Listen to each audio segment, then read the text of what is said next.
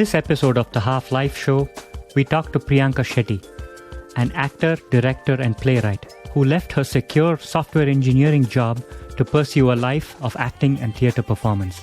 Her latest touring play is The Elephant in the Room, which was recently premiered in the Edinburgh Fringe Festival in Scotland, and is a solo performance, a one-woman show which is a tale of her search for identity with deeply embedded Indian roots and finding context and common ground in America.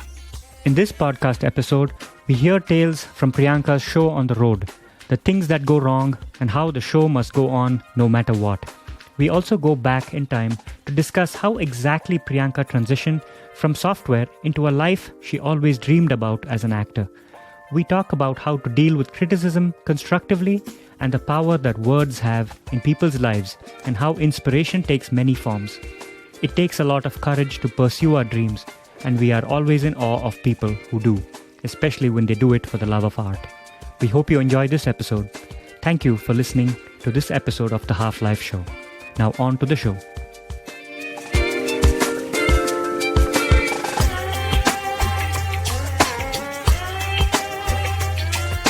Priyanka, so we are doing this recording right now on a Monday, and you're coming off of an incredibly busy weekend, right? So thank you for sitting down with us and having this chat. Thank you guys for having me. Like I was saying before, I think this is a welcome change. All the craziness that happened last time, and I'm looking forward to a nice conversation. I can just sit down and talk to you both. Very excited. That's what we do on the show. So you're in the right place for Yeah. a relaxing This is fun. conversation. So could you tell us what you were up to this weekend? So I had about 6 performances of my solo show, The Elephant in the Room. It's a one-person play that I've written and which I also perform. And this was the New York City premiere of the play. So the idea behind this set of performances was it's a preview performance for people to experience the work before it heads to the Edinburgh Festival Fringe in Edinburgh, Scotland. So yeah, it went really well. There were 2 weekends of performances and a lot of people showed up. Most of them were strangers who I have no idea how they found out about the show, but we had 2 fully sold out weekends of performances, which was amazing. That is fantastic. That's incredible to have an audience that is just rearing to go and to see you perform. And you just mentioned it's a one person or a one woman show, right?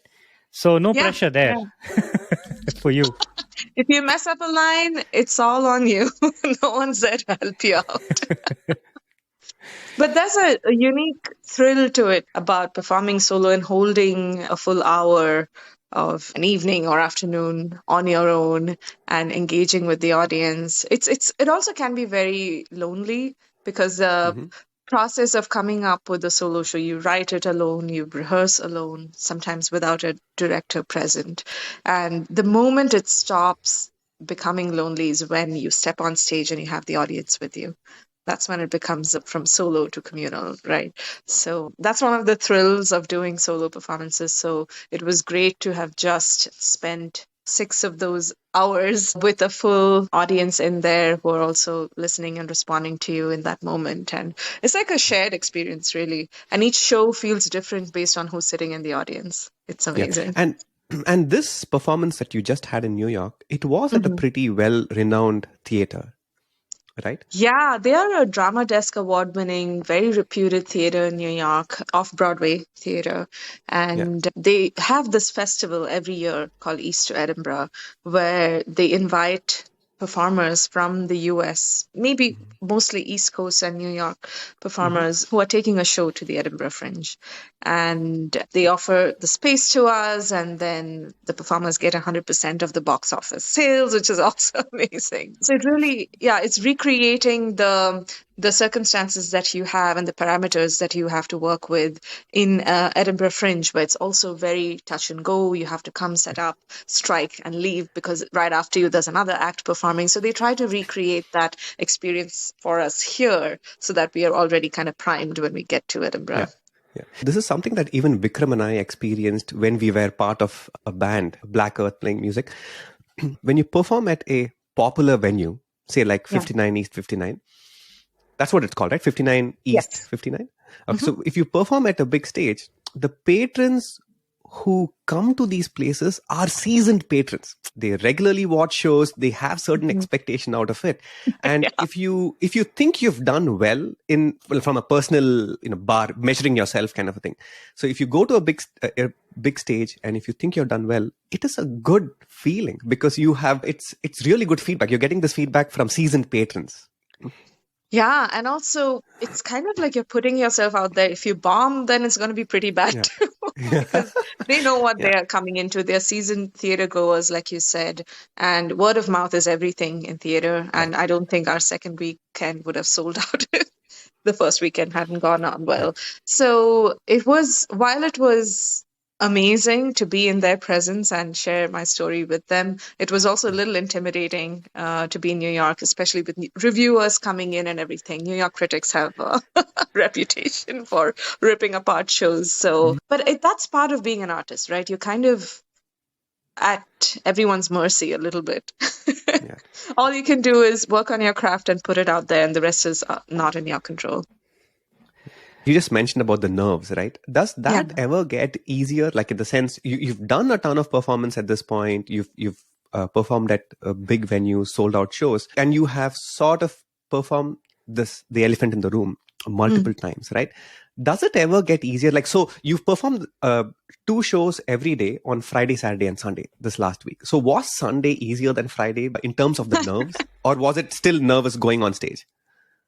I'm dreading the day that I don't feel. I hope that day never comes, because I feel like if I'm not feeling that little bit of butterflies in the stomach and that nervousness and that giddiness before stepping on stage, then I wonder if that's when I stopped caring. But the nervousness and all of that comes because you want to do a good job. You want to be in your element. You want to be present with the audience. I hope I never get complacent enough that someday I don't feel that. But at the same time, I also want to be in a relaxed place before stepping on stage. And this time it was really difficult doing that because, like I said, the turnaround times between each show was so short. Sometimes I would get there and the previous, like this happened yesterday, the members who were part of the previous production was still in the dressing rooms. Their stuff was not out of the theater in the given amount of time, and we just had to wing it. I was sitting there steaming my robe in outside the theater, and I didn't have access to a dressing room to ground and center before the performance. Maybe I got it like 5 minutes before I had to go on stage. So there are a lot of such variables, and it requires a certain amount of grittiness, kind of like what musicians need too, because there are so many variables when you perform on stage as well, right? That no matter what, the show must go on. The audience should never guess that anything has gone wrong before the performance or even during. Like one of the shows that happened here in New York, you won't believe this. So we have house music that plays, right, as audiences come in and enter. So during the show, during the very second scene, so it was very early on in the play, the beginning of the play, as the sound cue was supposed to move to whatever the next sound cue was on in the play, the house music starts playing really loudly, right? And I was like, okay, it's fine. I'm on stage and I'm like, we'll improvise. We'll pretend that this was intentional. And it doesn't stop playing, and it's playing at the loudest volume ever. And I continue to act as if nothing has happened. And I'm going on with my lines, pushing my voice so that it's louder than the music. And it goes on for 5 whole minutes. Oh my For God. the entirety of that scene. Yeah. Crazy. And at one point, I'm like, do I stop? I mean, if the entire show, the entire play cannot have this music playing in the background because the story has to move forward. And luckily, they managed to figure it out after 5 minutes. But there was one scene that was completely engulfed by this loud, blaring house music. But such things happen. And the whole idea of the show must go on, it really is true. You have to run with it and embrace things that were not scripted or part of the plan and still give the audience a good hour-long performance without being fazed by any of these things. I'm actually curious, how exactly did you recover from this 5 minute of house music playing in the middle of your act? I pretended it was the background score to the scene. So whenever the music shifted and changed, I sort of changed my responses accordingly and my line delivery of whatever was coming up next accordingly. And literally, when I spoke to people after the show, they just thought it was part of the play, but it was just at a louder volume than it should have been. So they thought that this was intentional, but it was just a technical issue that it was a little too loud, and they never guessed. You I mean, totally some succeeded. seasoned theater people were like, "Oh, I knew." I guess so. But at that point, I was really losing it. I was like, how is this going to happen? And this happened on the night that a lot of industry professionals, a lot of artistic directors were in the audience to see me. And I hope it was still an okay of an impression that I made on them that night. As musicians, whenever we try to write our music and stuff and perform, one of the things that at least I have come to learn over the years is play stuff that's about, say, 50 to 60% of your actual ability. So if you were in your perfect environment, you have this ability, right? Now, if you're actually performing, you have to scale that ability down. You have to perform at 50% because you need the headspace. You need the headspace to consider your surroundings, to account for the unknown, to not be able to prepare, to account for tiredness. So all of this stuff, you have to plan in advance to keep your abilities in check so you can account for these other things. I think that's 100% true for actors as well, because especially with something like Edinburgh Fringe, right, where you're performing every single day for a month, you are going to have off days. And if you are constantly just always at the edge of your limits, there is just probability, right? There's going to be a day when you're not in a place where you can hit all of those marks. So we also, I think, especially with solo shows, operate in that 50 to 60%. Of course, we have a lot more to offer, but it's how much you've developed your craft. And that 50 to 60% shifts and changes as you become more and more, as you gain expertise in your craft, right? As time passes and the more you put into it. I don't think I can agree with this 50 to 60% because at least as a part of a band with Vikram on it, if he is performing at his 60%, I need to perform at 100%, right? I mean, the amazing guitarist that he is, and we also have know all about his amazing abilities. Yeah. Right? So the only way I could get through it is just practice the heck out of it so that it becomes muscle memory, essentially. I think this, I'm sure this is similar for acting as well, right? I mean, you just practice the heck out of it so that you're in some sort of you let muscle memory take over and you just go through your motions during the day and not think about the performance at all. Yeah, but there's a downside to that. There's something about, and this is probably true for musicians too, is that you need to be, like, it can't become, you can't be on autopilot. You have to, or you can't, this has to be manual gear, right? So the moment, and it's so palpable when you're sitting in the audience, that you can tell that an actor is not in it moment to moment. So the challenge is that, yes, it has to become second nature and you have to develop a grasp over it with practice and with rehearsals.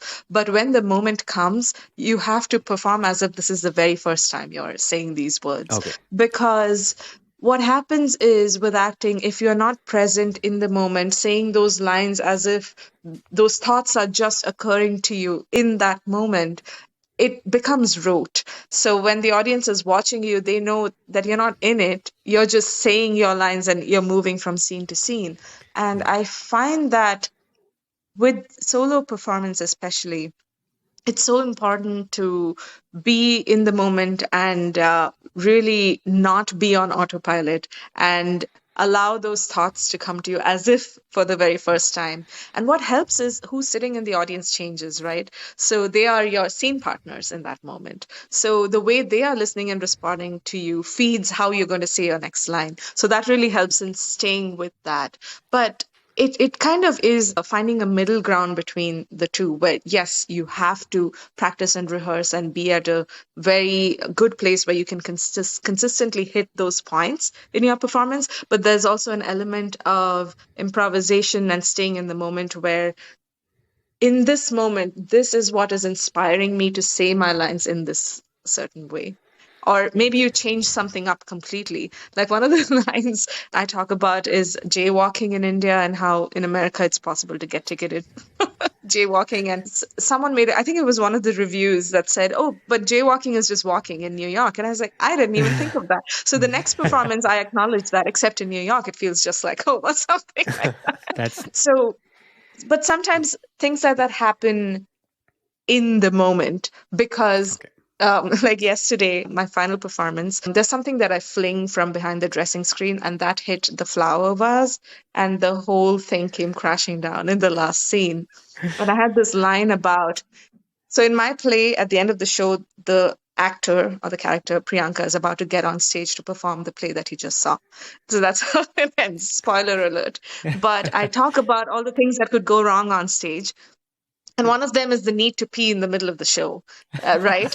And exactly right before that line, the water came down crashing. And I used that as something that inspired that thought that, oh shit, what if I need to pee in the middle of the show? Right. So there are things that you just have to think on the fly, which is kind of is the fun of theater and solo performances. That's amazing. I think we have to put a name to this amazing performance of yours. It's called The Elephant in the Room. Yes, right. That's right. I didn't even mention it. That's important because if your show comes to the listeners' neighborhood, they have to go check it out. I would love that. Yeah. Yes. So that is amazing. The Elephant in the Room is one of 3 plays you have, and the other 2 being hashtag Charlottesville and The Wall. So these are the 3 things you have going right now, which you will premiere in 2023? Yeah. So the plan is for it to be a nationwide rollout. So the idea is we're going to recognize 8 hubs in the United States, which comprise of several cities or regions or city centers, whatever you want to call it. But the idea is that we'll have an expanding circle of launches. So as soon as I come back from Scotland and the UK after finishing the tour, I take a little break, and then the very top of 2023, starting January, we start rolling out each of these plays in an expanding circle of launches. Now, what that means is first, the Elephant in the Room will visit each of these 8 hubs, and there's going to be a lot of community outreach and educational outreach that's going to happen in conjunction with that. And then once that is done, we launch hashtag Charlottesville. And once that is done, we launch The Wall. So it really is a 3-year project with multiple theaters across the country coming together in this nationwide conversation, because the 3 plays are linked to each other. There's a connecting thread of race, bias, identity, immigration. All of these themes really tie into each other with these 3 plays. And it ends with The Wall, which hopefully will tie everything together coherently. So yeah, that's the kind of ambitious plan. Kind of things that immigrants have to do. It sounds like a lot of fun. Consistency in employment.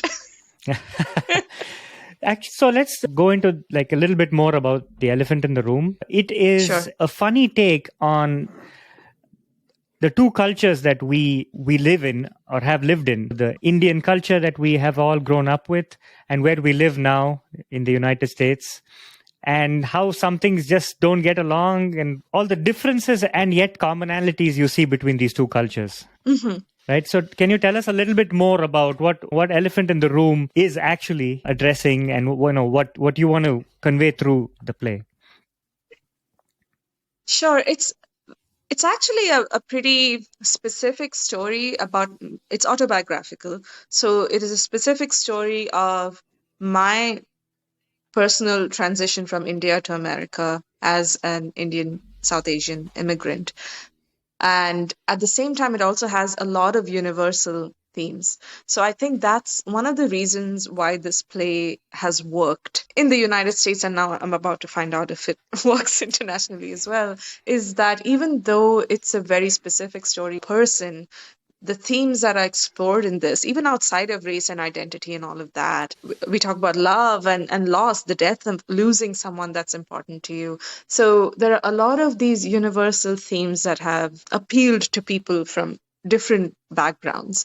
So the very first time I performed this play, there's a bit about Indian aunties and the way they hold the comb. And a lot of people from the African American community came to me and said, oh, I have aunties like that. So there's a lot more that we have in common than we give credit for or acknowledge. True. So that is one of the things. But most importantly, I think what Elephant in the Room does in the overall perspective of the triptych is that it plants the seeds for a lot of very specific and big conversations that need to be had.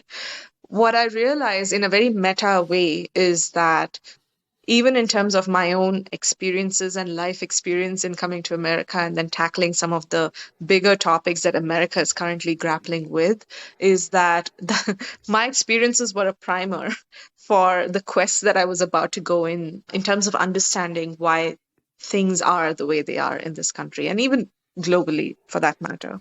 So shortly after I started my graduate school in Charlottesville, Virginia. I went to University of Virginia. Maybe one and a half to 2 years in is when the Unite the Right rally happened, which was, if you remember, a lot of members of the alt-right and neo-Nazis descended in that city with tiki torches. And how can we forget, right? So that was really something that I thought that needs to be written about. We need to talk about this in theater and film. But nobody was writing a play about it. And I waited for a year and I was like, we've got to address this in the theater world. But there was a lot of people were hesitant to sort of get into this. And I also didn't feel like I was the best person to write about it because it cannot be my voice, right? Because I'm an outsider. And then I thought maybe there is some value in an outsider's perspective, but the words cannot be mine. So what I did was I interviewed the people, the residents of Charlottesville who were part of the counter protests and who some of them were injured in the car attack that happened on August 12th, 2017. And one of them was also the mother of Heather Heyer, who unfortunately lost her life in that car attack. So, and what I did was I transcribed all of these interviews. There were close to 100. And then I compiled them together and came up with the script of #Charlottesville, which ended up being a very raw human take on what happened on those 2 days, which was not necessarily covered in any of the documentaries or TV news stuff that we had read or press coverage that it got. It was a very real and raw version of what happened on those 2 days and why the people of Charlottesville think it happened there, right? So the Elephant in the Room plants the seeds for something like this. There is a scene in the play where I talk about immigration and the line, "You will not replace us," which was a chant that was said over and over in Charlottesville, made its way into Elephant in the Room because around the same time that this happened, at Charlottesville, Virginia, I also faced one of the most racist incidents in my life at the academic institution that I was a part of. So it feels like they're all weirdly interconnected, and it does feel meta because that does translate into how I've approached each of these topics in the plays themselves. And now with all of the immigration stuff that I'm going through, it just feels like The Wall is the next best thing to write about because I'm personally going through that. And I know a lot of people from different walks of life who are going through the immigrant struggle. And each of our experiences is so, so different. And I know we were only supposed to talk about Elephant in the Room, but it beautifully sort of connected to what these two other pieces are about. Now, with The Wall, I'm not only talking about the immigrant struggle here in the US and the detention centers and all of that nonsense that has happened and is happening here, but also the Hindu-Muslim communal violence in India, Brexit, and how it all really links back to its roots in colonization. So there is a little bit of that. What is at the root of all of this? How did it all begin? So The Wall has a lot resting on it or riding on it in terms of putting things in perspective in a historical context too. That's a great explanation. I had no problem with you going from Elephant in the Room to #Charlottesville and to The Wall, which is exactly what you did. And I was hoping you'd do that. So not to get too politically into the #Charlottesville incident and everything, which is a whole different topic. And there are entire podcasts and discussions about that. Absolutely. What did you exactly learn about the victims of, or the people involved, or the people hurt by Charlottesville? And how did you use the feelings that you felt when talking to these people who are actually hurt by this incident? And how did that feed into your play? What did you learn I from think, it emotionally, or what did it provide for you in your play that could be a message, socially speaking, when somebody actually Mhm. sees hashtag Charlottesville? I think one of the main things I learned was that, and this is something that I knew also going into these interviews, but something that was solidified even further was how a lot of people in Charlottesville were saying these were outsiders who came into town. This doesn't happen in our town, right? There Mm-hmm. was a sort of a pushing the blame on other people from other cities who came in and did all of this and then left. But the truth is that this has been going on. Like the underrepresented communities have been treated badly for years. And this is not something that is new and that people from outside came in and did, but this was the perfect breeding ground for something like that to happen. Because even when I was a university student, I would walk Mm-hmm. down the streets and I would feel this vibe, especially in Charlottesville, Virginia, where I was like, I don't know what that is, but I can feel it in my Oh yeah, body that yeah. I'm the other, that I'm not welcome here, right? And people who've lived there have lived through it for those many years. So a lot of the things that came up was these atrocities against the African American community and the Latin American community. So a lot of them were like, we're not surprised this happened here. So that made its way into the play. And someone put it very eloquently that this is where America was birthed. Charlottesville, Monticello, right? And the way Thomas Jefferson is revered, even at the University of Virginia, and the kind of things that he's done. So there are a lot of, like, they called out a lot of the hypocrisies of Mm-hmm. America. And what happened in Charlottesville is really representative of what's happening in America, because what happened at the Capitol, right? That's when it came back into the news. People had forgotten about the alt-right rally in Charlottesville until it happened in DC again. Yeah. I mean, So, this is incredible, right? We were just talking about acting and theater as an art form, but when we talk about the material and the effort that is going into writing each of these plays, the importance of what you're doing becomes more evident. It has become more evident now that you're telling us about hashtag Charlottesville and the wall and the elephant in the room, because with hashtag Charlottesville, of course, you've put in so much effort into interviewing these victims. And not only that, you're taking up the responsibility to represent their voices, right? I mean, and broadcast their message on a stage so more people sort of listen to. So, I mean, we are really proud of you for doing this thank you. important work. It's clearly a lot more than an art form or theater specifically. You're actually putting your stage to really good use. When we apply to universities, they ask us to write our personal statement, right? Why do we do what we do? There came a point when I was reading my personal statement that I wrote while applying to all of these universities. And this was before I started writing my own original work. And I felt that even though this is why I want to do theater, that is not what's happening in terms of the roles that I'm playing and the stories that I'm telling. Right. And it's always kind of dependent on what stories the theaters want to tell or the producers want to tell and what roles they see me in and end up casting me in. And I've often found that that was more problematic than in line with what I wanted to do in theater, because it was a very stereotypical idea of what I could be and who I could represent on stage. And the writing was not coming from people of color, or it was not coming, it was a lot of white playwrights. And I felt that this cannot end up becoming what my career is about or what I'm representing on stage. And there really came a point where I had to take it in my own hands in terms of, okay, if these are the stories I want to tell, and if they don't exist right now out there, or if I'm not being cast in them, then maybe it's time that I take it in my own hands and write those stories. And that's when, this whole playwriting thing also became a part of my identity. Now I'm a actor, playwright, and a director. All three things. Excellent. That's amazing.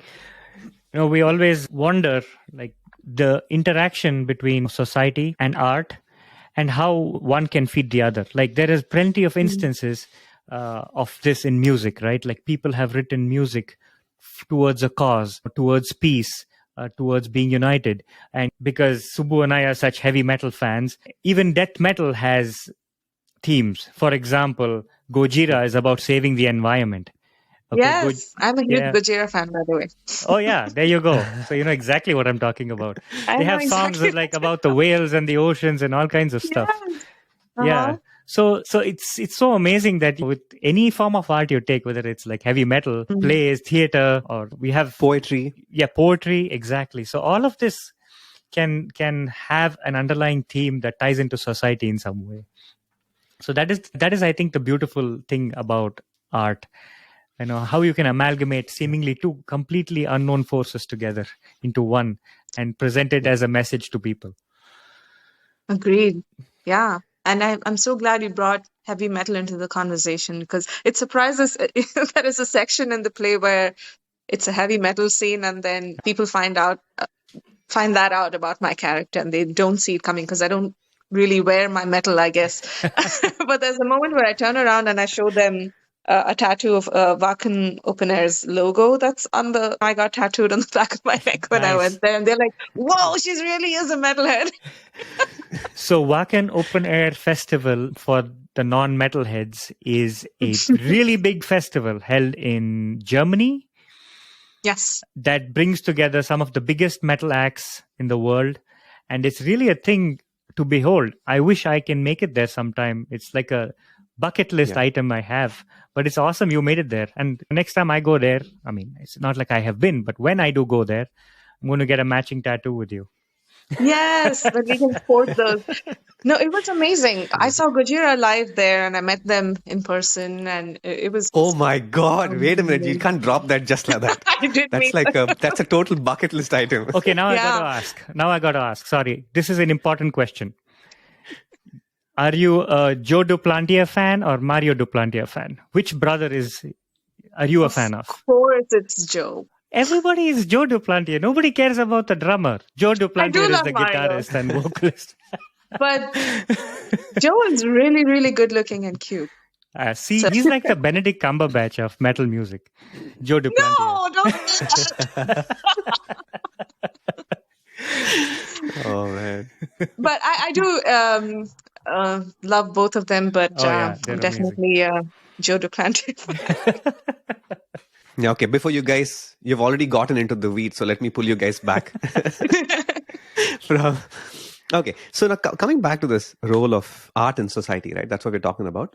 One of the things that is the other curious effect of art in society is if you go through every era, right? There's sort of a theme to it. Like, for example, the 70s was all about love and peace, right? And the music represented that. And you could see that it also influenced fashion to an extent, right? You had people with bell bottoms, nice frilly clothes, and good long combed hair.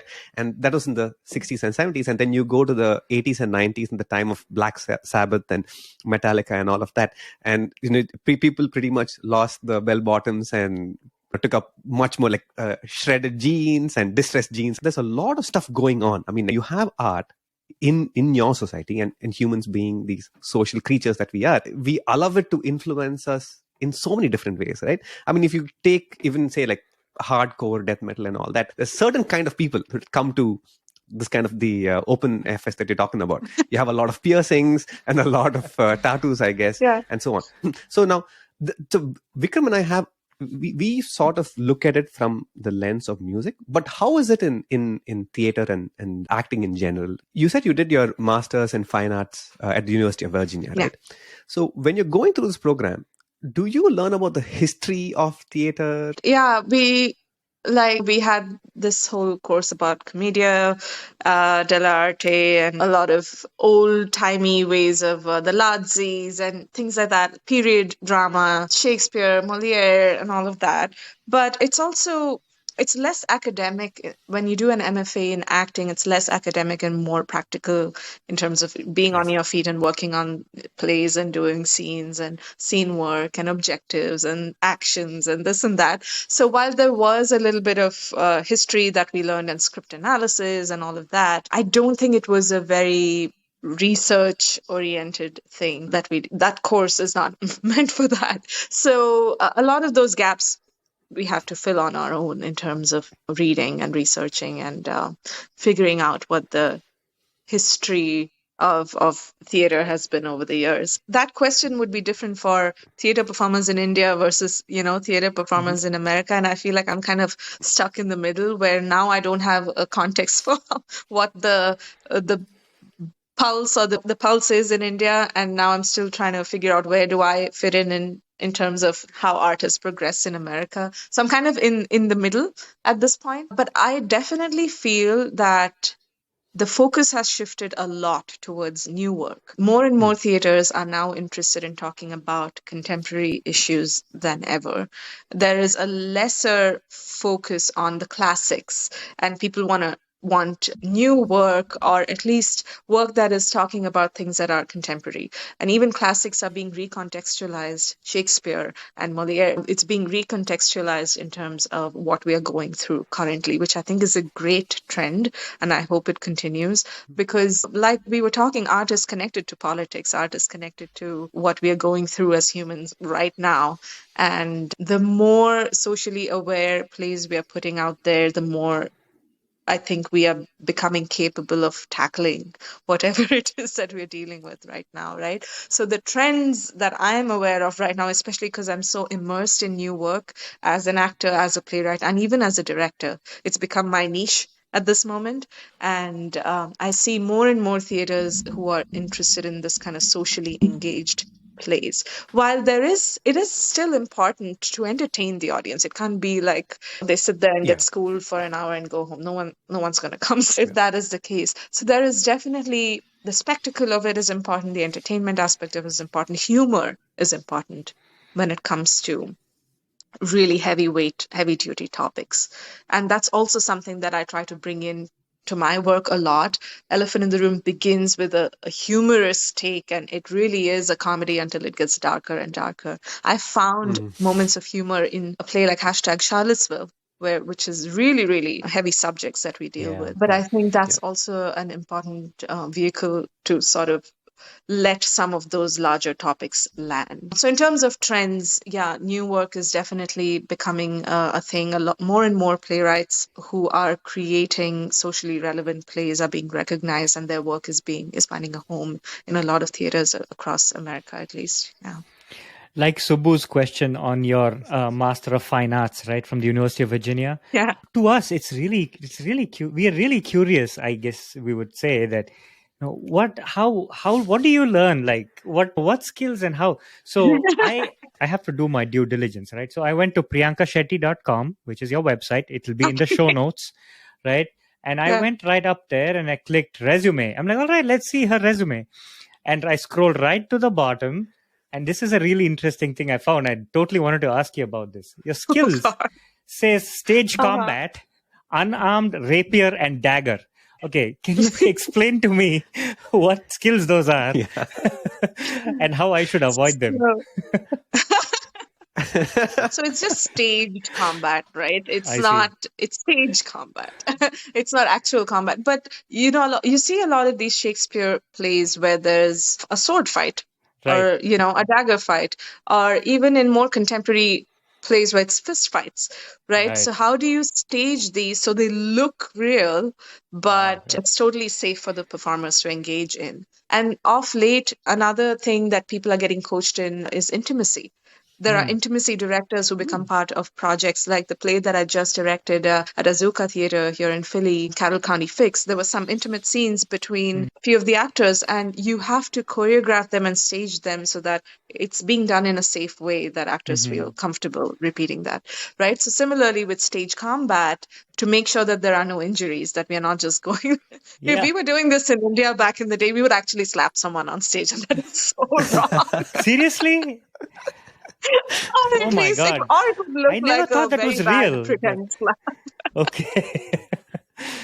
Thankfully, That's I so didn't. funny. I wasn't in any of the shows that needed it, but hopefully, and I'm a little cued out of how it is over there. But I'm sure they have intimacy directors and stage combat directors too, or fight directors. Sorry.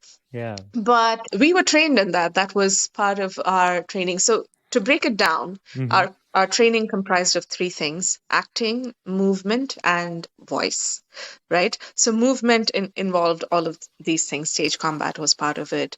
Period movement, how did people move in different eras, like what kind of body posture and gestures to use. So that was really interesting. We learned period dances, we learned different types of acting, and there are different acting techniques too, right? So different schools of acting. So our program was inclusive of multiple styles of acting. Some programs only focus on one. It's either Stanislavski or Meisner, but our program sort of was open to different kinds, whatever works for anyone, right? So they sort of gave us a taste of all of the different types, schools of acting. And then voice. I'm actually also, you may have noticed on my resume, I'm a certified voice teacher as well. So voice and speech was a major thing. Like how do you articulate, and dialects is a part of it. We learned different dialects. I did a Russian dialect for my role in one of the plays based on Pussy Riot. Actually, you may know that band. Yeah.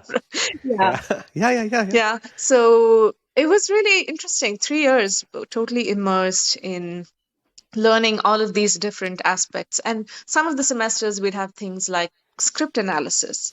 How do you analyze a script? And Analyze it just for even what? I'm trying to understand. Analyze it for how it so should you be can analyze it implemented, from or a playwriting perspective, you can analyze it from an acting perspective, but the structure of the play, we would even have things like, why is the play titled this? And then we'd have to think about it. Like it was more of a critical thinking sort of a class, but I think that really helped me as a playwright in understanding how plays were structured. And so having that even as an actor was helpful because it just helps you appreciate it on a new level. As you're approaching a certain character or a role, you become more aware of why they are present in the play and what purpose do they serve in the play.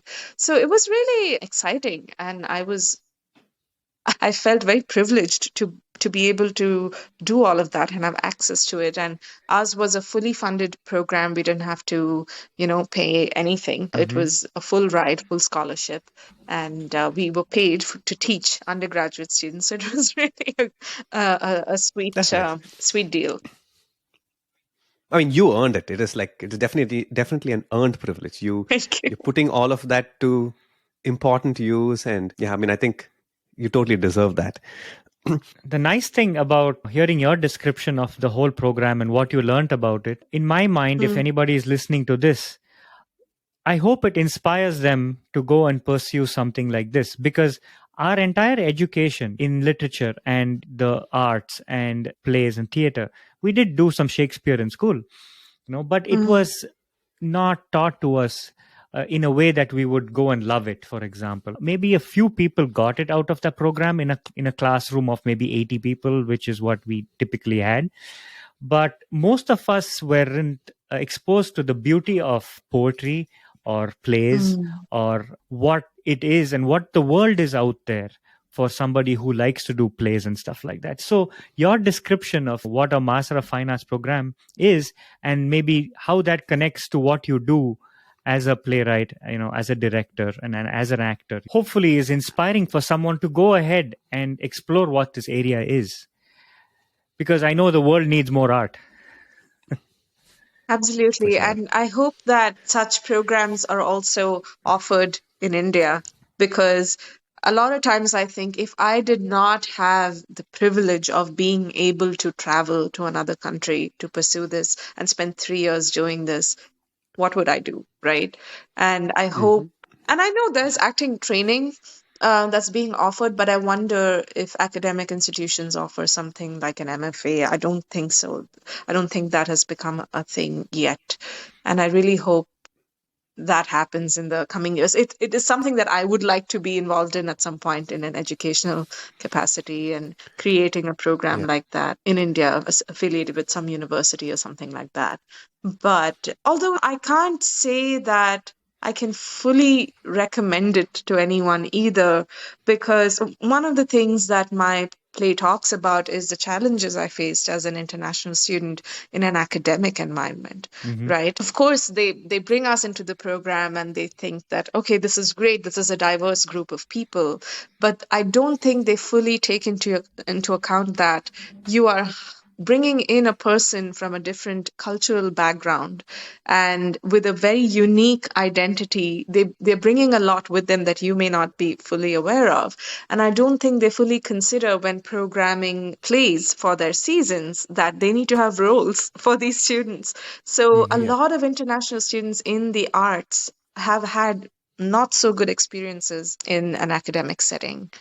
And they're often cast in like very demeaning roles, or they don't have Stereotypical. the chance to fully express their identity, because it is only a certain section of who you are that makes it on stage. So a lot of times I can't take my full being into a character, because that character is supposed to be American or Western in some way, even if I'm doing Shakespeare. I remember once we were doing Tartuffe and I was cast as Doreen, which is an amazing role.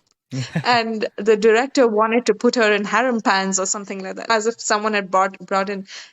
And while I understand that, it is also like there's a need to appropriate, and you don't sound right, so I need to do something about it and make it fit into this, as opposed to finding plays where there is a role for this identity to be represented, or even writing and creating that, right, is something that we're still working on. So while it was amazing that I had this privilege of learning all of these things, it was feeding only a certain percentage of my whole being. I was not able to bring my full self into a role. Not all parts of me were allowed or invited into those roles, I see. right? So it is a double-edged sword, which is why I'm hoping that these programs sort of become accessible to more people from other countries where they are too, so that we are not limited by this, that America is not the only answer or UK is not the only answer to education in theater, that we have access to this kind of training in our home countries. Yeah. I mean, even talking about art and theater in India, right? At least like Bangalore, where all of us are from, one encouraging trend is that it seems like the appetite for the arts, like Yeah. from a patron's perspective, like for people want to consume. Yes. So definitely the appetite for the arts has been steadily going up, at least in the big cities.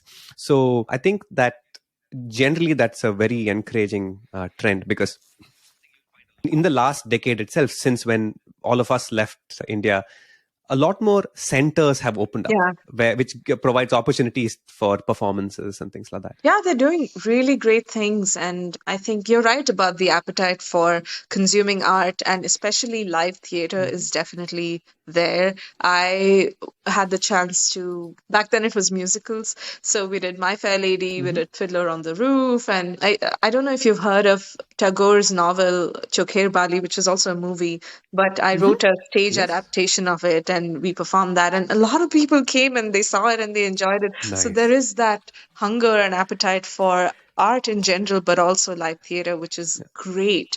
And we have such talent in India, and it's just raw, untapped. Like people are just naturally gifted. So I'm wondering, like, if we had access to training programs that are so immersed in building that craft over the course of several years, and if we had access to that, which was not just National School of Drama, right? What if every university had an affiliated MFA program? Imagine, like, if when we went to undergrad, if we had like Pesset or totally. wherever else we did engineering, if they also had a drama or theater department. Yeah. So as Vikram said, right? I mean, for the listeners, you have to check out Priyanka's website, and I think you also have like a newsletter where people can sign up on your website, right? So I would highly encourage our listeners sign up for that. That way, if Priyanka is coming to a city close to you, and you must go and watch her perform for sure. I think that would be a good thing to do. Thank you for that shout out. Maybe we should step back in a little bit in time and see what your background is growing up. We were all kids in the same city, actually, and kind of lead us through your journey of what education was like to you, and we want to know how your path took you to where you are today. Yeah, I noticed that it was not even during college or engineering or any of that. It was as early as maybe sixth or seventh grade, and it was through literature. I had an amazing Shakespeare, like an English professor who taught Shakespeare really well. So for me, that love for Shakespeare and that kind of language and text started early. At that point, I wouldn't even have imagined that I would end up choosing a career like this. But literature became my in. And around that sixth or seventh grade, I would imagine all of these amazing stories that we were reading as part of our English literature classes, whether it was Anthony and Cleopatra. I would imagine them as characters and I would want to play those characters. And so that really became my in. And around the same time, we had different clubs, right? Science club and drama club. So I'd signed up for drama club. And honestly, that was the only exposure to theater that I got before my MFA program in the US. That drama club where we would come up with these little ads for certain products and it would be a funny skit, or we would have to come up with a story on our own and then we would enact it. And that drama club was the best thing that ever happened. And then I switched schools and that school didn't have a drama club. So and I hated being a part of the science club. But it was kind of latent and dormant. And then flash forward, I guess, to years later. In the meantime, I had started writing and fiction became a certain thing. So it was manifesting in different ways. After the drama club experience, I became more of a writer. I started blogging. I started writing short fiction. I was cartooning. There were different outlets that my creativity was finding. And then it was really when I was employed as a software engineer that I read Tagore's Chokher Bali, and I was like obsessed with the character of Binodini. I don't know if you're familiar with the story, but I was obsessed with the main character in that play, and I thought I really want to play this role because I could relate to her so much too. I was like, how am I going to play this? Because this is a novel. I was like, okay, let's adapt it into a play. And then I wrote an adaptation of the novel in the format of a play. And then I was like, okay, so we need to produce this. Then I was like, great, I will be the producer. And then we need a director. Fine, I will direct it. And then I found the entire cast, all software engineers at Infosys, which is a company I was working for at that time. And similarly, like me, they were people who had an artistic sort of inclination, but was stuck in the wrong job, I guess. And then we would rehearse during lunch breaks. We would rehearse after office hours, and we rehearsed for a year. Over here, we rehearsed for 3 weeks. We rehearsed for a year. And then I approached the HR at Infosys and I said, so we have a play. You have a lot of these employee engagement events. So I should have done this before rehearsing. I should have lined up a gig for us, but no, I waited until we had rehearsed for a year and had a fully ready play. You have a committed crew. I'm just going to say you have a committed crew. You have no gig lined up. We're ready to go on stage. Imagine if she had said no, how pissed everyone would be at me. I know, right? But we took that risk. And then I told her, you have all of these employee engagement events. And they had brought in theater groups. Rajat Kapoor had come in. They did love letters at Infi, and it was amazing. And I thought, why not have a troupe from the company perform on stage? And she was fully prepared to say no, but whatever. She agreed to come see it and then say no. And we performed for her in some banquet hall upstairs in one of the buildings. And she came to see 2 minutes of it. She ended up watching the whole thing. And then she said, I was actually going to tell you guys that it's not possible, but I really love this play and you've done a great job. Let's talk dates. And then we got a very small budget of 10,000 rupees and we put up that play, Chokher Bali. You won't believe 2,500 people in the audience. Oh my God. They had Infi has this huge auditorium. The balcony was full. Obviously, the ground floor was full. And then the aisles where you have the staircase, people were sitting on that. They were at the doors. And then all of those people missed their evening buses It ended at like 9:30 or something, and missed their 6:15, 7:15, 8:15, 9:15 buses. Finally took the last bus back home. And when people were leaving the theater, we got a standing ovation. People rushed onto the stage. And I remember this one woman like holding my face and saying, "You're going to go really far." And that's when I realized that, Wow. shit, so she sees me as someone who can do this as Yeah. like something beyond this play. And that's when the idea occurred to me that, oh, I could be an actor. Like someone else saw this or imagined this for me, which suddenly made it real, that as a real possibility. And I remember hearing that people were talking about the characters as they left the auditorium, not the actors, the characters. And that's when Yes. you've been successful in what you did. You immerse them in the story in some way. And they were having these arguments about who was right and who was wrong. And it was great. And apparently there was a record for the number of discussions about this on the bulletin board, things like that. Typical. Wow. You really had them Jackie. engrossed. Surrounding success. Yeah, someone made a graph of all the different topics that had hit record number of discussions, and ours was right on top. He made a graph for it.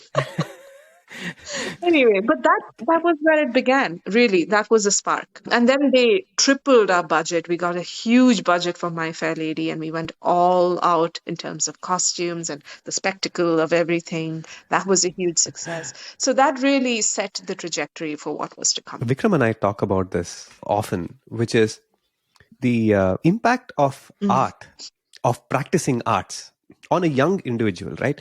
How important it is for our own children to pick up something. Like it could be music, or it could be some sort of drama, theater, or even a sport, or whatever it is. And the reason why we feel that way is, even in our own lives, we've seen that practicing a form of art with the intent of performing it, that whole thing is such a rigorous exercise. Practicing it, and then you're going to put it out there for people to see, because there are so many lessons to be learned through that process, right? I mean, so you're practicing with the intent of putting it out live and getting feedback from people, because even when in our earlier days we sucked, right? Black Earth, oh my god, I mean, we bombed many shows, but going up on stage, we thought that we were the best in the world, right? And I can tell you that in the first two shows that we had rehearsed a lot. We did our first two shows, and people were very indifferent towards it. Our friends were nice to us and said, yeah, it was good. But some people said, man, you guys, no, it sucked. And then we didn't know any better. We were young and cocky, right? We're like, these people don't know how to enjoy our music. They don't know They true don't have art. taste. Yeah. So now, then it went from that. So, but we did this week after week. And we eventually realized, hey, okay, it's us who's the problem. We need to figure out, if people don't like what they're listening to, then we got to reflect on it and fix it. And we eventually did. And then we became popular. And that whole process was important because it broke, like we went from cocky individuals to taking good feedback and criticism. And we learned to take disappointment. I mean, I think that if we didn't go through that phase, we would still probably be cocky individuals in our 30s. It was an exercise in humility, and you're lowering your own ego. Yeah, for sure. People It's will a come rite and of tell passage. you. Everyone has to go through that phase where you bomb and you don't succeed. But it helps you sort of value the work that goes into creating good art. And then I know the Black Earth that I've listened to, and you guys are incredible. So Thanks. I don't believe you when you said we used to suck. Oh, yeah, we used to. Oh my God. You have to believe us on that one. We're pretty bad. Yeah. A lot of the times these performances were competitions, right? So it was kind of a battle of the bands. And usually the same judges would show up to different competitions. So the crowd may be different, but it's usually the same 3 or 4 judges who are coming to judge you. And at one point, when we had quote unquote succeeded, one judge was nice enough to come on stage and say, okay, this competition, Black Earth wins this competition, but let me tell you guys this. These guys were the crappiest, most cocky band when I first judged them 2 years ago. And now I can confidently say that they've put in their work and they deserve this. Wow. Prize. So it was the same judge who came up and said this. And by the way, the judge who said this was Sujay Harti, who's from Bhumi, and he is, He's an incredible He's one who said that. vocalist himself. Yeah. Yeah. I remember somebody That's distinctly telling me also. At that time, I had this attitude of like, how can you tell me I suck? So somebody once came and told me, Yeah. how come you never use your little finger, your pinky, Hmm. in playing guitar? Like, you never seem to use it. Like, and so I took it as like, oh, he thinks I suck, huh? He really thinks I suck. That's fine. I'll show him who can use the pinky finger. So, and then so it was like a dedicated effort to show this person who told me this reviewer, I will be the greatest user of the pinky finger that ever walked the earth. So the next many use weeks every were limb spent. and appendage. Yeah, exactly. Yeah. I cannot. Yeah. And at that time, if there was anybody who could play faster than me and this and that, I'm like, that's it. I have to practice 8 hours a day now. I have to beat this guy. Wow. Now I'm not as Yeah. violently competitive anymore. I think I'm getting old or something. But All the cockiness of youth And is also, it's gone. wearing off. It's wearing off. the cockiness of youth. Yeah. Yeah. So you got to give props to that auntie also, right? Who came up, held your face and said, you're going to be big someday. Because I think recognizing that also is important, because now that we're sort of on the other side, and when I see young folks put themselves out there, this could even be something like a talk or a presentation at work, something technical. It could even be that if they did a good job, I mean, they blew it out of the water, I make it a point to go and tell them that, look, this was great. I mean, I give them the feedback, because I know that when I was in their shoes, when I was starting off, that kind of feedback was very electric. It made you act on it, do things better, and do something with it, right? I mean, it again, even the feedback that people gave me played an important role in shaping my own personality. Yeah. There are a lot of small stages in San Francisco and the Bay Area where I go to small music shows. Or most of these musicians are just starting off. That's why they're coming to these small places. So I take the time to just stop after and tell them that, look, this was good. This is what I enjoyed, and give them some, and they really appreciate You it. know why? Because as artists, we get so much rejection. And critics are sometimes so terrible to us. And it's always about, if you've not done a good job, then there's this distaste that you have to deal with, as if you've done something wrong. But I think when things do work, please give that feedback, because that is what keeps us going. And if that lady hadn't told me that, I don't know if I would ever have the courage to. So it's important to be that catalyst, and we don't realize how much power words have, and how much a genuine, heartfelt compliment or an acknowledgement of someone's art and their work and their craft, it goes a long way in terms of defining their life. So who knows how many lives you've touched, Subu, by just talking to them and telling them what you genuinely felt about their craft. So yeah, I'm glad that we're talking about this, because it's important to acknowledge people's efforts and acknowledge good art when you see it. Because not often do we get that feedback.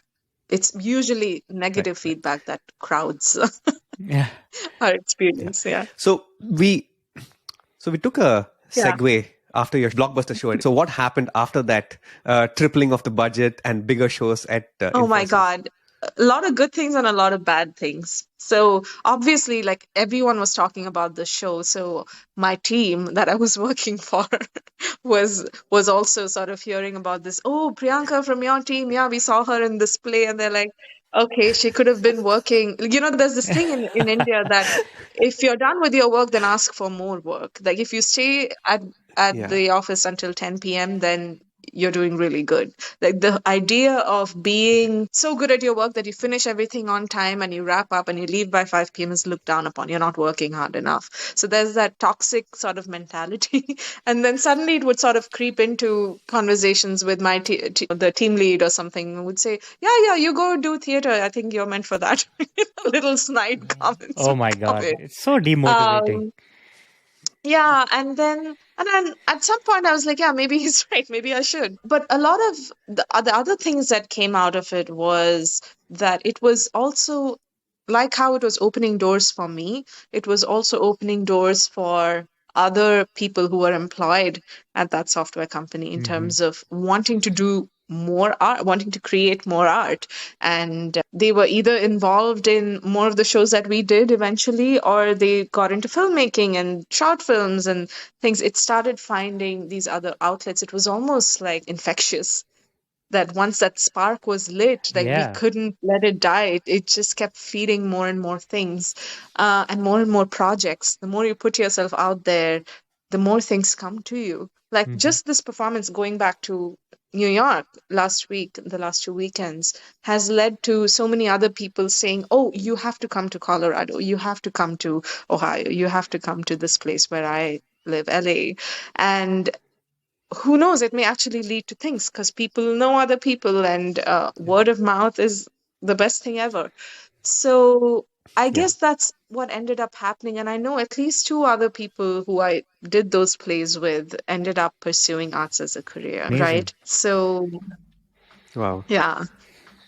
So you never know, like you're being a catalyst in many ways. By just creating art, you may be opening doors for someone else. And I felt the same even with my university when I started creating original work and I started involving my students in my plays. I started involving my peers who were other like costume designers and lighting designers and set designers. I started involving them in whatever I was doing.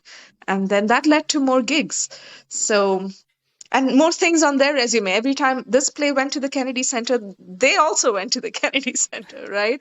So I just think there's something amazing about creating something and sharing all of the good things that come out of it with everyone. It just opens more doors for us eventually. That's a great takeaway for people who have arts in the back of their mind. They're like, I don't know, should I do it, or should I always do software engineering, or like go get an engineering degree like so many people do, even though for no fault of their own. Not, everybody is cut out to do engineering, and there's nothing wrong with that. I mean, maybe we're producing way too many engineers from India than we should, and not enough artists and people who do a variety of things. And that's one of the things I would say maybe the US provides definitely more of. There's more encouragement, I feel, here to doing something like that. Whereas in India, it's viewed totally as looked an down actual on. career, which is Yes. great. Yes. You know? Yes. When people say you're an actor, they most often they don't laugh. They're like, oh, they take you seriously. And I think the other thing is for the general population, I don't know if it applies to everybody, but it does to me. But in my mind, acting always puts me in the land of Hollywood here, which is not far from me. So, but acting, everybody doesn't have to become Angelina Jolie or Brad Pitt or whoever these big people names are. That is not the end all of acting. There's like a whole variety of things you can do before you get there. And as parents of children who want to do the art, they should understand that no, your child is not thinking of becoming Brad Pitt. There are a whole lot of other interests. They probably equate it to like, why you want to go and stand in these fake explosions? That's meaningless. No, so it can be satisfying. Yeah. And people, even here in America, like if I tell neighbors or someone that I'm an actor, the question that comes is, are you in something that I've seen? And they always assume that it's a movie or Netflix, but they don't realize that what it takes to even get a one-line role in a Netflix show, right? Or that there are other forms like theater who never even seek out opportunities on Netflix, like theater actors. A lot of Broadway performers, people don't know who they are. People don't know their names unless you're really, a theater goer. So there are incredibly gifted performers, actors whose name no one knows. And come to think of it, Edinburgh Fringe, I watched, the first time I got to know about this festival even was Thermal and a Quarter went to Edinburgh Fringe and they released a docu-film sort of a thing called WFW DFD. If you can, try and watch that. It's on YouTube. We will definitely do that. And also as a context, Thermal and a Quarter is probably one of the most successful bands. I mean, it's a handful of successful bands out of India, right? Mm-hmm. Yeah, and Yeah. they've really made a nice international presence for themselves too. Their For genre sure. of music, they call it Bangalore rock, and they're one of my favorite bands, and I've been following them for quite some time. But I was still in India at this point, not completely switched over from engineering to acting, and I saw this documentary or short film that they released. And it was basically documenting their experience at the Fringe. But in the background, it's Bruce Lee Money's voice. I think it was also written by Rajiv Rajgopal. It was about what it takes to be an artist. Why is it that some people are crazy enough to leave their cushy software jobs or corporate jobs and pursue something as crazy as this and die in ignominy most of the times, right? You don't, a very small percentage of artists succeed in what they do. For sure. But that doesn't mean that only that percentage of artists were good at what they do, right? So there's footage of these performers at Edinburgh Fringe who just have perfected and mastered their craft, and they're just on the streets performing or in little venues there with no guarantee of success, with no guarantee of recognition. But they're doing it because they love their craft. And every day they want to get a little better at their craft than they were the previous day. And it just amazed me so much that there is this breed of artists out there for whom, you know, the recognition or success or any sort of external validation is not the point of what they're doing. They're doing it surely because of their love for whatever art that they are into, right? So, and that spark of, oh, someday I want to go to Edinburgh Fringe came into my head. And at that point, I didn't even know that I would go there. Forget with a solo show that I wrote on my own. I had no idea. This was probably 2015 is when this happened. But that's how the idea of Edinburgh Fringe came into my mind. I know it's a bit of a segue, but I think it was related to this whole idea of being an artist and doing what you do without the need for that validation or approval, or even the fact that people like this exist to whom it doesn't matter if you succeed or not. That's amazing and so inspiring and humbling. Like for yourself, right? This must be such a satisfying feeling. Like you set out this goal of, hey, it'll be nice to be at the Fringe Festival on some day, and making it a reality. You should be proud of yourself. Yeah. I think it was, did you guys know this band called Slain from Bangalore? Anyway, No. so they were a power metal band. And the bassist now, I think, is with Raghu Dixit project. He said, Priyanka, you're a doer of things. You're always doing something. That's actually a very great description of me. I'm just like randomly trying to do things and hoping something works. And it's a bit of that hustler mentality, I guess. But and there's this whole talk about manifesting and all of that, and which can be a problematic word because then it's like, oh, you just keep thinking about things and then it becomes a reality. No, there's action associated with that. But I guess it's a great feeling. That's something that I thought of, oh, I wonder if I'll ever, is now happening, and I'm flying there in 2 days. That close to it happening is truly magical and wonderful now looking back at it, now that I just told you what the origin of that was. But I guess it's because I'm a doer of things, and it's very random. It's not something great. It's just little things that add up and lead to something. And then you just keep riding that wave, and then something else comes along. It's a little chaotic, but... So since you mentioned Raghu Dixit, right? I hope I'm not misremembering the story, but sometime in 2005 when Black Earth was recording, we were recording our EP, our album at a studio in Bangalore. And at that time, Raghu Dixit had just broken off from his previous band, Antaragini. He was still looking for success, working the system. And I guess he was not really, he was not popular yet. So this was 2005. So we would record our music from morning until evening at the studio. And the studio owner, Anirban Chakrabarti, so he was good friends with Raghu Dixit. And so when it was time for us to pack up, we would see Raghu Dixit coming over for chai and just having a chat with him. And this was in 2005. And it is... At that time, I think even for from a musician's point of view, right? I mean, it was like, man, it's hard to get success in this field, right? And you would see Raghu Dixit, and he's still sort of a nobody. And seeing him like so many years later, like 15 years later, he's the face of Indian folk music at this point. So there's something to be said about persevering. I guess you got to go through 1,000 failures to see one success. Exactly. I think art is uniquely positioned in that way. I think you unfortunately have to see through a lot more failures than, say, something like software engineering. Yeah, and you can't be fazed by it, because success eventually comes as a result of putting your work out there over and over again. And I'm sure Raghu Dixit is a big time hustler.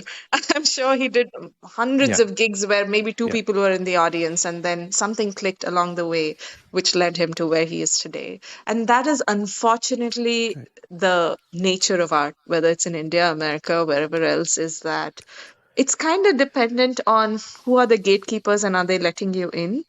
But you do have some agency in that, especially if you're taking your art in your own hands and creating your own stuff, right? That you're not waiting for people to recognize your talent and give you those roles or opportunities, right? But eventually it does come down to other people saying yes to you. Yeah. So, and it is, like you said, how many times can you keep doing and persevering at what you're doing until the doors finally open? But there's also a lot of people who give up halfway, and really no judgment with that, because it is hard. And some people just realize that they don't want to spend their life waiting and trying and hustling. They want something more consistent. And I completely respect that. And so it really purely comes down to choice. So what are you willing to do, and how badly do you want something? Yeah, Priyanka, we've spoken about so many things, right? I mean, we've covered everything that we wanted to talk about: art, theater, how it all fits into culture and how it all fits into a young individual's life, and so much.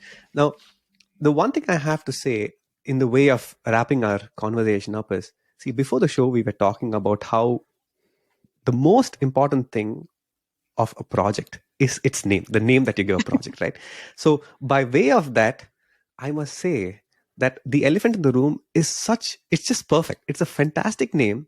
And I think you've really done well with picking this name, because when you are at a big festival like the Fringe Festival and you have like 100 performances and things like that, if I saw something like The Elephant in the Room, unfortunately, humans do judge a book by its cover, but I think you've set yourself up for some real good success. Because if I see a name like The Elephant in the Room, I'm going to you know what? I'm going to go check that out. That's really good to know. I mean, even though it's a cliche, it's used a lot. That title, in fact, has led to some beautiful discoveries in the play itself, because the elephant has so many, there are so many phrases associated with it, like what is a white elephant, what is a circus elephant. So all of those metaphors associated with the elephant and its qualities, I'm able to explore in this play, and it has rendered itself very beautifully to the different themes in this. So I'm also happy to hear that it's catchy enough that you'd want to see it. So that's great. Yeah, and all of it, it's very clear that you're an exceptionally creative person, because the way you laid out your triptych, like The Elephant in the Room, and you are keeping yourself busy for the next 2 years, 2023 and 2024, with hashtag Charlottesville and The Wall, and it's very, the way you clearly think about your goals and what you're setting out to do and laying it out in this way is really inspiring. I think it's going to give me something to think about after this, and see how I can actually incorporate that kind of clear thinking in my own work. I'm telling you, it's organized chaos. It's just a structure, but inside that structure, everything is chaotic. I promise you. Yeah. And you know what? Actually, the other thing is that even the artwork that you came up with, The Elephant in the Room, even all of that is fantastic. You have dotted your I's and crossed your T's. From my point of view, from where I'm sitting, right? To me, it seems like you have mastered everything that is in your control. Okay. I mean, of course, things like the 5 minutes of house music playing in the middle of it. So that is out of your control, of course. But everything, those are the variables. But I think that you are doing a fantastic job in the way of setting yourself for success, and I think you're just getting started in your journey. We are all eagerly waiting to see what is to come and how big you become. That means the world to me. Thank you, Subu. And for those who are listening, Subu is my health and fitness consultant. So if you see me survive Edinburgh Fringe, all that stamina came from talking to Yes. Subu. Oh, So I want to plug that in 100%. thank you. Thank you. He has a side gig as a nutrition coach. He's Nutrition coach, yeah. incredibly That's nice. amazing. Thank you, So Vinny. you've already helped me a lot because New York, I was totally fine. I was Oh, performing and then hanging out with people and not hitting a wall. So it has everything to do with your coach. that is fantastic. See, now I just have to practice what I preach because I tell you all these things and then go drink a milkshake. I was telling Vikram this, so I better get myself in line now. And the other thing is that this is like a call out to the listeners, right? Okay, here, I haven't said this before. When I first came to the US, my part-time job during graduate studies I was an employee of the university theater. Really? I did the sound, I did the lights, I did backstage on many of the shows. And one of the perks that comes with being an employee of the university theater is I can go in and watch any show. Of course, I don't have a seat, so I would go up and sit on the catwalks. Not I would even get the a drink, booth, go the and sit in the catwalks. Not in the booth, yeah. And then, because actually, of course, the catwalks is the best view, right up, right from the top. It is some of the best experiences of my life. I can't say this about too many things, but those 2 years at the theater was just, it is something new. I mean, I had never been in a theater, and spending so much time in it and watching all these people put themselves out was quite an experience. So for the listeners, at this point, every city has a pretty good theater or a repertory center, whatever they may call it. And so if you haven't, take this podcast, take this opportunity to go see what is running next to where you live, and go and check out some theater close to you. You will be happy you did so, and it is so addictive. I love that you said that. Thank you. And also, right, as you said initially, the life an artist can at times seem lonely. I mean, you're setting out, you're doing so much, you're investing so much of your time, right? Now, but then we don't want you to feel like lonely. We want to be, in a way, like Vikram, us, the listeners, how can we support you? How can we help you as you go through all these performances and travel and all of that? What's the best way for us to support you? I think having just been through a run where I felt extremely supported is really just coming out to see our work when we do put it out there. And that's also not an expectation, because even with musicians, we say support the scene and come see the gigs. But then if they don't enjoy the music, then I guess you can't force anyone to do that. But check out the work and see if you like it, right? Because it's a struggle getting people to the theaters itself. They don't even know that the work is good. They don't even know that good stuff happens out there, that they don't even know that they like it. So, which is why I love what you said is go check out what's happening in a theater close to where you live. Because if you don't, then you'll never know that what you're missing out on, right? So the biggest thing people can do is come check out our work, and if they like what they see and if they like those theaters or those artists, then they can continue to follow them and be a part of their journey. And the other thing is, just keep a tab on what artists are up to and what they're doing, and just be a part of that world a little more. Then I think that word of mouth thing is gonna help bring more and more people into it. Because let's say I like Black Earth's music and I introduce a friend to it, they may become your lifelong followers, right? So I guess that's the simplest ask, is to check out the work, and if you like it, tell other people about it. Really, that's all we ask. Yeah, and follow Priyanka on Instagram. We'll have those links down there. And do you have any Patreon or any sort of way for us to contribute towards all of this setup and travel? I do have a fundraiser through Fractured Atlas that I set up for the Edinburgh Fringe and the UK tour specifically. And I can share the link with you, and you can put that in for people. We will put that in the show notes. We'll totally do that. Thank you. Yeah, that would be great. Thanks for coming on, Priyanka, and sharing with us all these exciting stories of theatre on the road. And good luck on your trip to Scotland. And may all your dreams come true, because I know you've been waiting for this a long, long time. Thank you so much. It was such a perfect way for me to go into this upcoming adventure by just taking stock of everything that has happened so far, what I've just been through with the performances in New York, and now take all of that into this next adventure that awaits. So this was perfectly timed. And thank you, Subu and Vikram, for making this possible. Thank you for tuning into this episode of The Half-Life Show. This episode and all previous episodes are available on Spotify, iTunes, or any other platform that you get your podcasts from. If you would like to reach out to us, we'd love to hear from you. Our Instagram handle is @halflife.show. All episodes are also available on our website, www.halflife.show.